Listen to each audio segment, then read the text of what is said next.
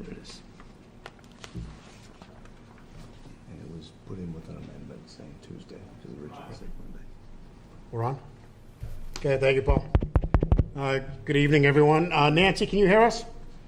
I can. Can you hear me? Yes, we can. Nancy Basher is remote. Excellent. Nancy is remote this evening. Katie, welcome. Katie takes our notes. How's everyone? Hello. Nancy, do you know our newest member, Scott?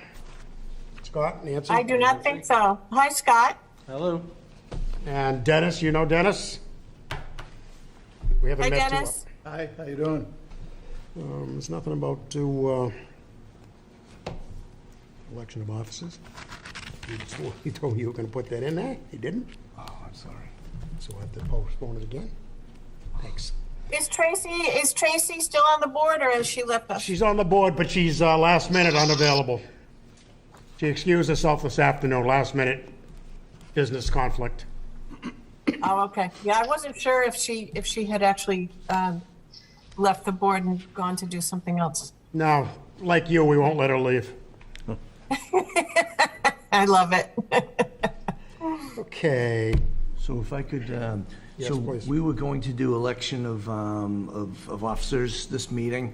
I didn't get it on the agenda, but I think we want to do another meeting maybe within the next month or two, because I'd like to revisit our social media policy, just to make sure we're still up to date. So if it's okay with you, Mr. Chairman.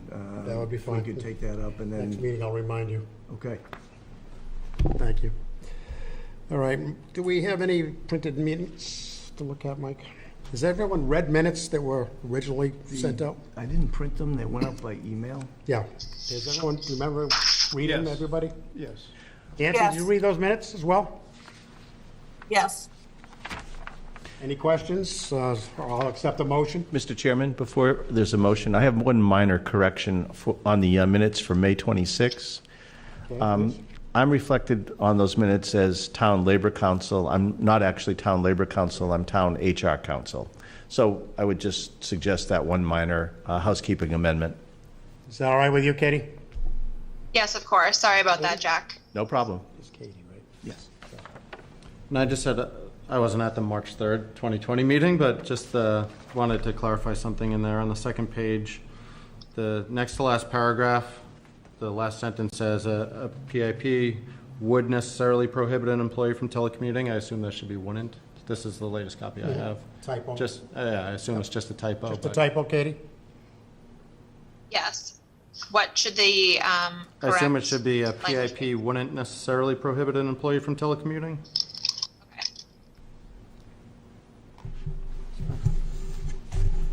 Yeah, I could have read Thank you, that Scott. either way, actually. Yeah.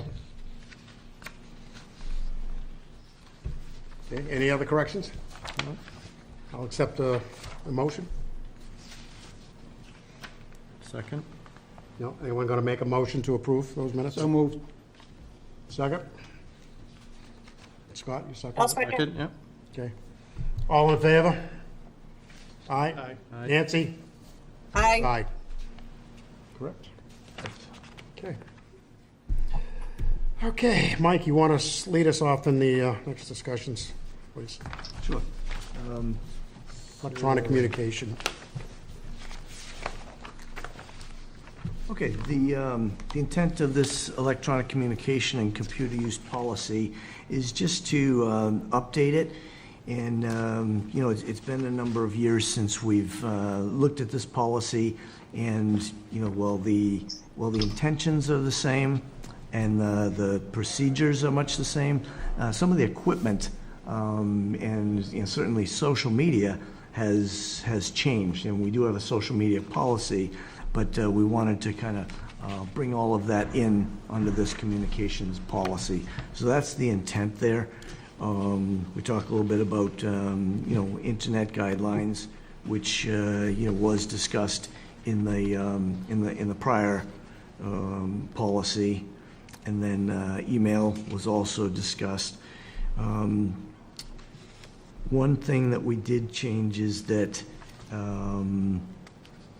we talked about mobile and smartphones. I mean, some folks have issued phones. Some folks have a stipend for phones. There are other folks that do not have that but carry personal phones into work. And so, you know, we've said in here that personal telephone calls may be permitted. And that's, we just wanted that to be clear that, you know, it's not to interrupt with people's work. And that's, we look for managers to manage that. If it's interrupting with people's work, getting in the way of things, then you know, then that could become an issue. But we don't want it to be that folks are prohibited from carrying their mobile phones into work, because we know that's a normal practice for them to have them in their pocket or in their purse. So you know, that's one change that we think is, you know, just to clarify that. And then we have a, you know, just like the last one, on the last page, we have just a sign off that we'll keep in the employee's personnel file, just that they've received this and reviewed it. And that's what we've got in that policy. Anyone have any questions or any discussion on this? Well, number one, I think Mike knows I've come from a couple of organizations where I've lived these policies and approved these policies. These are very, very well done. You know, particularly the updating to current experience. A good example being telephone usage and abuse of telephone usage. Used to be able to monitor that because you had the phone records. You know, right. Who's using the phones? Now with cell phones, you really can't monitor it. It's really, you know, the honor system and just doing whatever you can to make sure people aren't abusing that privilege. So it's more challenging, you know, with some of the new technology. I'll just point that out. I'm curious about ransomware. Have you thought about ransomware, and have you done anything to upgrade your capabilities to prevent any kind of outside attack to take over the town's computers? So the IT department, I'm quite certain that they have done that, and I know that the employees the town actually received a grant last spring, and so that all of the employees are going through training modules. I think it was, Katie, was it 15 modules? Or so. There were a lot of these mini modules that you could do in 20 to 30 minutes. And one of them did include talking about ransomware, so there's some training going on. And I can't speak exactly to the combined IT department's capabilities, what they're doing there, but I know they're quite high speed and updated on that sort of technology. All right, good, very good. And that's ever evolving, we know. It is. It's Right, constantly it's changing. the awareness, the fact that they know about ransomware and what they can and can't do to, really help keep the system secure. Mr. Chairman, Katie had her hand up. Thank you. Dennis, so the training also has like phishing in terms of email, phone calls, like web browsing, just all kind of things to kind of give employees a flag if something kind of looks not right, don't click it, don't answer a phone call. Sure. It was a lot of training modules to kind of help on not just email, but website, phone. So Right, I took them all. So yeah. it was quite inclusive. Yeah, I've been a victim of phishing myself. They're very sophisticated, these outside entities, so it's quite interesting. You don't want to be on that end of it. No. On number 5, I'm just curious about, I don't know if this is new, promoting personal political beliefs. Is that something you felt you had to introduce here, or was that always part of the language? This is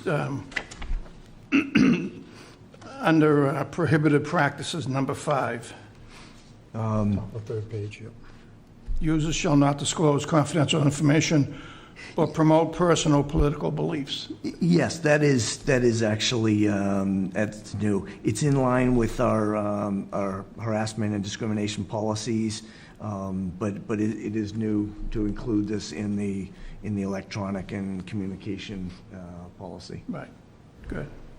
I thought so. And then the only other thing that kind of hit me is on the sign-off here, where the employee signs that they've reviewed this and they agreed to it.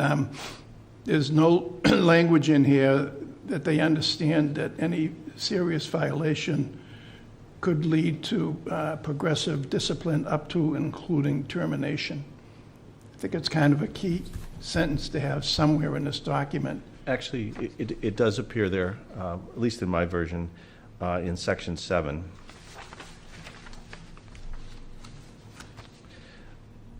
It may also result in disciplinary action being taken against the employee up to and including termination. You're absolutely right. It's very important to have that, but I did see it there. Yeah, no, I saw it too. I just thought in this statement where the employee actually signs it, that would be a real powerful place to put it. Would it be a problem to reiterate that in that last paragraph? No, it wouldn't. In fact, it probably makes sense to reiterate it there. And if we're going to rework any of the policy at all, I might suggest as well that where it says that there's no expectation of privacy, that be in bold. You can't say that often enough or boldly enough in policies like this. So I think that suggestion's an excellent one, and I would also recommend bolding the, I think it's 2 places where it says that there should be no expectation of privacy in any of the systems or data. Good. Yeah, thank you for those suggestions. That's great. And we will reiterate what's in section 7 there, right on the page where they sign. Maybe in the one of the last 2 lines before the line where they print the name. And if I may, I have 2 very small housekeeping details. Again, substantively, I agree with the comments that this is excellent. But on item number 4, Internet guidelines, B, authorization, the last line, it says, see section 3 above. I saw that too. It should be an Arabic 3 rather than a Roman numeral 3. Yes. Oh, okay, yep.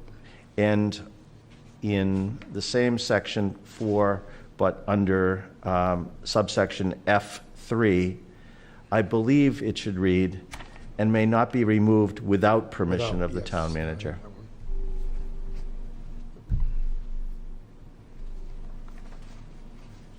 Yes, you're correct. Thank you for that. Yeah, I had seen the one about the Roman numeral 3. I did not notice without, so thank you. Jack is always meticulous on these, and that's why we have him here. One of the reasons. Anything else anyone wants to add? So I would entertain a motion to Endorse this? to take to the endorse this selectmen? with changes as noted. So moved. Second. Second. All in favor? Aye. Aye. Aye. Nancy votes aye. I think you have to do a roll call by now That's why I because did. we're, Oh, with the person remote, right? I think we all have to by name because we're remote. Okay. Sorry. Dennis, your vote? Yes. Scott? Yes. Nancy? Yes. Yes. Thank you. And Gary, yes. And Gary, yes, sorry. Sorry. Okay, if we're all set with that, the next thing I just wanted to really just mention briefly is the remote meeting participation policy. So the state has and has had for quite some time under 980 CMR open meeting law, a remote participation section 29.10. And the town had not adopted that until recently. So what we are operating under currently is the governor's emergency order, I think it was 50, and that allows us to do what we're doing this evening. And even more expansive, the entire committee and presenters could be remote under that emergency order under COVID guidelines. And but I thought it was important for the selectmen to at least consider adopting the state's what the state provision allows under the regulations for when this ends, so we still have some sort of remote capability. And admittedly, what's under CMR 940 is much more restrictive, and you've got to give purpose to why a person is not at a meeting, et cetera, at least it's something. I do believe that by the time we come out of this emergency order, that the legislature will be crafting something that's at least gives us a little more flexibility, because we and other communities have become used to this sort of the ability to meet. For example, we've got Katie at home taking the minutes, where she can actually more efficiently type the minutes as we speak. We've also, for one of our committees, we've got an unpaid volunteer at home who, throughout the pandemic, has been able to take minutes remotely at home because we're doing this. So I think there's a lot of capabilities and a lot of reasons to do this. So I think it's good that we're able to continue, and I just wanted to mention that it's at least my belief, and Jack, I don't know if you've heard anything, I haven't heard anything specific, but that the legislature would be looking to update some sort of a post-COVID remote participation capability. Well, I'm glad you said that, because I found this pretty restrictive in terms of even how we were operating under the emergency guidelines from the governor, limiting, one person. But under 940 CMR. Right, yeah. Right, which we would fall back to. Right. At some point. Yeah, it's very restrictive. Yeah. And it's interesting because years ago, the town, did look at this. Right. And I was working here at the time, so it might have been 9 or 10 or 11 years ago, the town looked at it and decided, no, we don't want to do remote meetings. Right. And here we are, Right, looking right. at something that's actually gives us more flexibility. So Right. we have adopted something that we didn't want to do because it was too flexible. Right. And now, we really. Now it's not flexible enough. Yeah, so things have changed. Yeah, it is very restrictive, and if we went back to that, I think people would be like, ouch, it's taking a decade or two back. So, and that's all I wanted to say on that. Mike, can I just say a couple things? I agree that this policy that you sent to us is is very restrictive, and could I just suggest that maybe we wait and see if the state is going to revise and make it a little more flexible and then propose to the selectmen? Or do you feel like you need to propose this very restrictive policy to the selectmen? So what we did actually, back when we thought that the emergency order was going to be lifted and all of a sudden things were going back to normal, we actually brought this in front of the selectmen so that we at least had something. So the selectmen did vote this in. But we're not held by this more restrictive CMR. We can still operate under the governor's order. And so my thought on that was at least it gives us a backdrop so that we can do some remote participation if all the COVID guidelines were to go away. So it has been adopted, but we're not handcuffed by this restrictive 940 CMR. Okay. It's really just a. Thanks for the clarification. Oh, sure. Yeah, that's just a backup plan, so there's nothing we need to do on that. I just wanted to communicate that so folks knew where we are on it. And So, excuse me, do we have to vote on this at all? Can we wait on it, or can we endorse it as it is, knowing that we're always operating under the less restrictive emergency? so the remote participation, we don't have to do anything on that. That was more informative Okay. than anything, yeah. And then the third and final policy I wanted to discuss with you was the performance evaluation and review policy. And let me explain that the purpose of this is not to bring evaluations to town or to start evaluating employees or to create tools to do such, because we already do all of those things. We've already, several years back, we negotiated, I think it was 2 years ago, we did the final negotiations with one last union who did not have performance evaluation tools in their contracts. So we've already done all that. The purpose for this is really to give some overarching guidance and purpose to folks. Here's why we do evaluations. We do them to develop employees, and we let them know our intent is not to use evaluations as weapons. In other words, not to hold back money or not to fire people, but to actually develop them and let people know, and it lays it out right in this policy, that our expectation is that managers and supervisors will be giving informal performance evaluations throughout the year. So it should be by matter of conversations.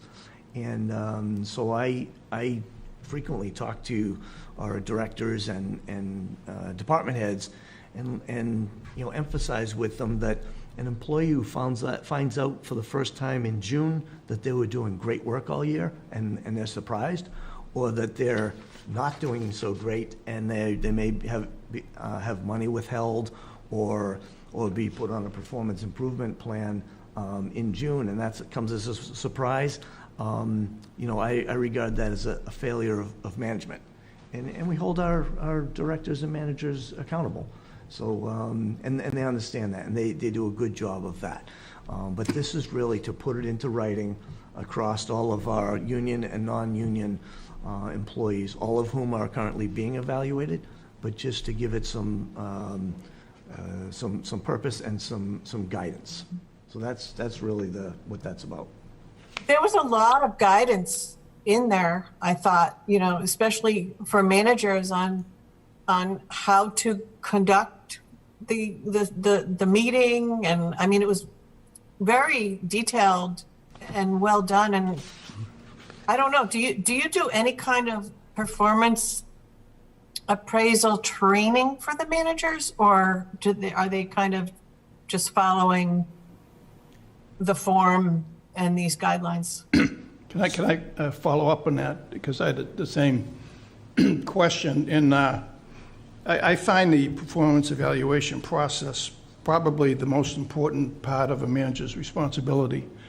And this is an excellent tool, and there's a lot of guidance in here. And I've found over the years Some people do this really well, and some people do it very, very poorly. And it is an issue, I think, of training. It's having the tools, but what is the training to make sure that people are using this tool appropriately, role-playing, all that type of thing? Because that's really when you get the excellent results with employees, where they really understand what's expected, they understand this process, they understand how it's used, it's being used fairly and objectively by management, and they get a fair opportunity to state their side of things if there are performance issues. So it's all here, but to me, it's all about the training, really, in terms of the effectiveness of a tool like this. Yeah, so, yeah, really good questions, thank you. So, yes, we've done some training. I will say the last bargaining unit that we negotiated performance evaluations into was the Library Association. And that's where we spent the most time on that contract a couple of years ago, was talking about evaluations. And we agreed with, you know, on both sides of the table that the training was critically important. And so we had several sessions of training with the supervisory and management personnel at the library on how to conduct the evaluations, both on the specific tools we were using and then some of the general guidance that's in here. I will say that when we hire managers, I have a conversation with them as part of the onboarding about these expectations of doing performance evaluations, and I tell them exactly what I told you, is that, you know, any surprises later in the year, you know, are really not excusable, and that, you know, I wouldn't surprise a manager with a you know, a good or a poor evaluation they weren't expecting, and so I wouldn't expect them to do that with anyone else. But there is definitely room for improvement on doing this training, and I think this is the next step on doing this. And, you know, following up on what we did with the library evaluations, you know, it's been on my mind to come back and do this sort of a guidance policy. And I will say that I did not craft this from scratch, and I just want to be clear on that, on both this and the communications policy. We went, Katie, myself, the town manager, we went and we looked at what are the best tools out there. So we looked at what other cities and towns are doing, and we started with a template, and then we took pieces from what other folks were doing on both of these policies. And we think that we've created the best of what's out there and created an original document from a lot of stuff that other people have written and are using. But the training is definitely something we need to do. I know that police and fire, they do training with their evaluation process, and I know they do a good job with that, again, with libraries. And the other ones, not that folks aren't doing a good job, but that weight is really on my shoulders to bring those training opportunities to them. Just one other question. I'm curious about the length of your probationary period upon hire. What is the length? So in general, it's 6 months. There's at least one unit, I think it's only one that's 12 months. Right. But for others, it's 6 months. Right. And then the language in most of the contracts is such that with agreement from both the union and management, that can be extended for another 6 months. Okay, that was going to be my question. Right. Right, great. So it sounds like this is a brand-new policy, these guidelines, this is a brand-new document? This is a new document. Okay. And it's really, it's guidance that we didn't have before. Is it requiring a, like, annual performance write-up for each of the employees? Is that? Absolutely. Okay. And so that's something that we do, and we have done for some time. And there are some units, and I would say, I think it may have been fire department that was doing it first. They've been doing it for years, and then we've brought on other units, you know, along the way.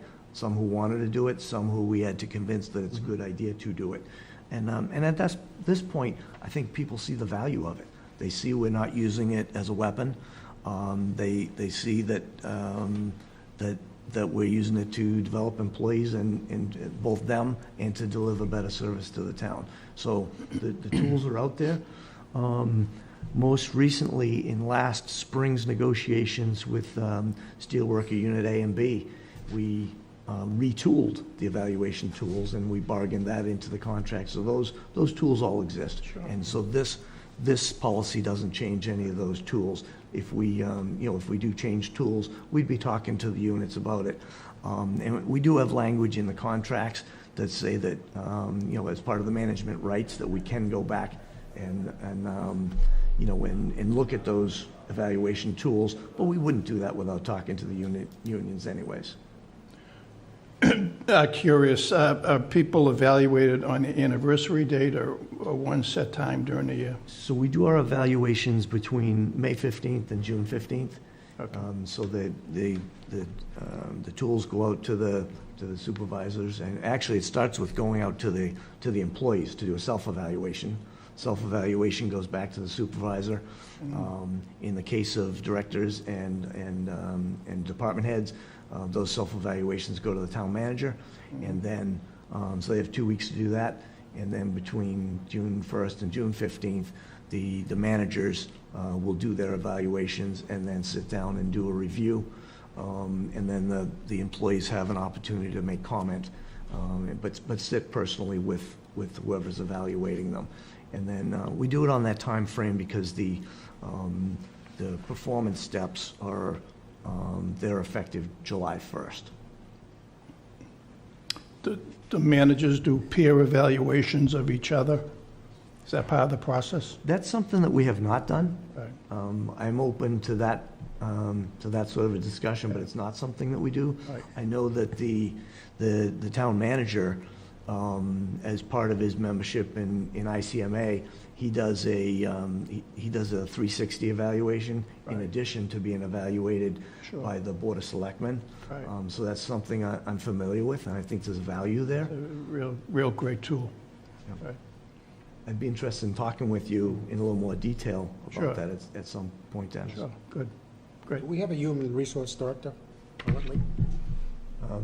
That's me. You are officially a human resource? Yes. Okay. And actually, yesterday, our second person in human resources just started, and her name is Kate Levesque, and she's coming to us from, she's got experience in both healthcare, human resources, as well as the, several other consulting sort of, I don't know if that's the right term, but roles where she was doing human resources for 3 different industrial groups recently. Okay. But she started with us yesterday, so she'll be the one that's actually sending out these evaluation tools on May 15th to all the employees. Scott, do you have anything to add? Nope, nothing else. Dennis, anything else? No, Jack, what about you? Nope, I thought it was well done. would I don't to even have any concur. housekeeping details. Thank you. I want to take the opportunity to, I know that Jack was appointed to this board by the selectmen recently, but I want to take this opportunity on behalf of the chairman, myself, and the rest of the board and the town to welcome Scott Yankee, who has applied to this board, was reviewed by Gary, myself, and the selectmen, comes very well qualified, and we're just really happy to have you here, Scott. So thank you for stepping up as a volunteer. I know you've got plenty of other things you could be doing. I know that it was a little bit of a rush for you to come from your job in Boston to get here, to get sworn in and be here, and also the preparation and just reading these policies. So thank you. Thank you, glad to be here. you. Okay, so you want a recommendation on this as well for the, Yeah, if there was a motion to, and a vote to endorse this to yes. the Board of Selectmen? I'll accept the motion. so moved. Second? All in favor? Aye. Scott, Aye. aye. Dennis, aye. Aye. Nancy? Aye. Chairman, aye. Very good. That's all I had to bring before the board. Anyone else have any business they'd like to discuss? No. Entertain a motion to adjourn. So moved. Thank you. All in favor? Guys. Thank you, everyone. Thank you.